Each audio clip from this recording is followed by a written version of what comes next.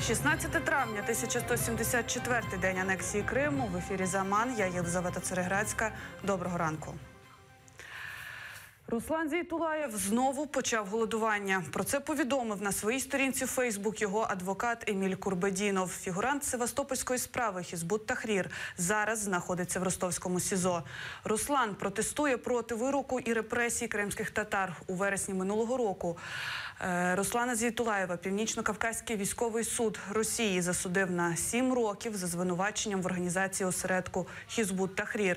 На початку квітня Зейтулаєв оголосив перше сухе голодування, вимагаючи припинити кримінальне переслідування кримських татар за статтями тероризм і екстремізм, допустити до нього в СІЗО представників МЗС України, а також звільнити інших засуджених по справі Хізбут Тахрір.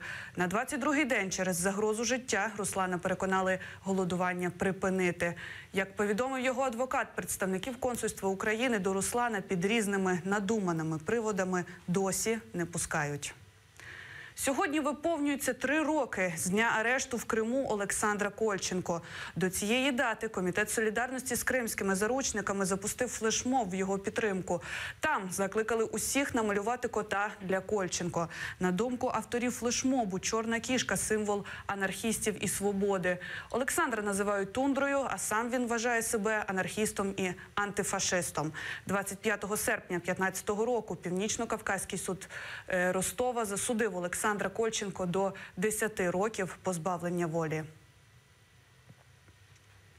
Сьогодні о 10-й під Верховною Радою відбудеться страта НАБУ. Члени громадської організації «Центр протидії корупції» встановлять шибеницю для НАБУ. Вона символізуватиме чергові спроби депутатів вбити незалежне слідство новоствореного антикорупційного органу. Проект закону не дозволяє детективам НАБУ розслідувати корупційні злочини високопосадовців, якщо раніше за тими ж обставинами інші правоохоронці закрили справи. За тим, як це відбуватиметься, слідкуватимуть наші журналісти. Про це у наступних випусках. Росія нарощує військовий потенціал в анексованому Криму, готуючись до наступу. Про це йдеться у відеосюжеті, опублікованому Державною прикордонною службою України. Прикордонники заявляють про те, що агресор наростив військовий потенціал півострова, постійно влаштовує провокації і веде активну розвідку. Мілітаризація Криму загрожує не тільки Україні, але і всім країнам Чорноморського регіону, заявляють у прикордонній службі України. Як стверджують експерти, характер озброєння на півострові говорить про те, що держава-агресор готується аж ніяк не до оборони, а до подальшого наступу. Уздовж адмінмежі прикордонники постійно фіксують моніторингові польоти вертольотів Мі-8 та активні пересування катерів берегової охорони акваторією Чорного моря. Також варто додати, що з березня російські війська знову відновили використання аеростата «Рись». В околицях турецького міста Адана в селищі Чекалдере пройшов 13-й щорічний кримсько-татарський тепреш. На весняне свято врожаю з'їхалися кримські татари з довколишніх сіл і міст. Пісні, танці, ігри на свіжому повітрі і, звичайно, чебуреки. Кримські татари з Туреччини відзначили тепреш, так називають в діаспорі хидерлес. Наша мета – розвивати тут кримсько-татарську культуру, звичаї, історію. Ми хочемо, щоб кримські татари знайомились між собою. На подібних заходах кримські татари збираються, знайомляться, налагоджують спілкування. Культура кримських татар в Адані піддалася найбільшої асиміляції в порівнянні з іншими регіонами Туреччини.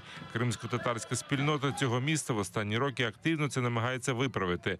Долучає членів діаспори до народної культури і музиці. Для цього на тепреш запросили кримсько-татарських артистів з Криму та Києва.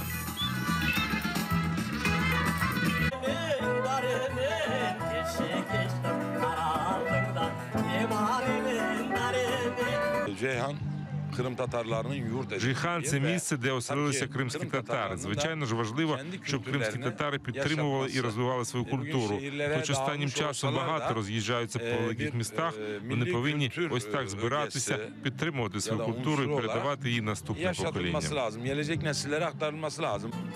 Тепреш, який проходить раз на рік, поки єдине свято, яке збирає разом кримських татар Аданінського регіону. Ім'я Халіл, Владлен Мельников, Роман Спірідонов, Заман, АТР, Туреччина. На цю годину це все. Наступний випуск «Заман» за годину. А зараз ефір телеканалу АТР продовжить програма «Уян Халким Уян» з Гульсум Халіловою та Лідією Полянською. Дочекайтесь.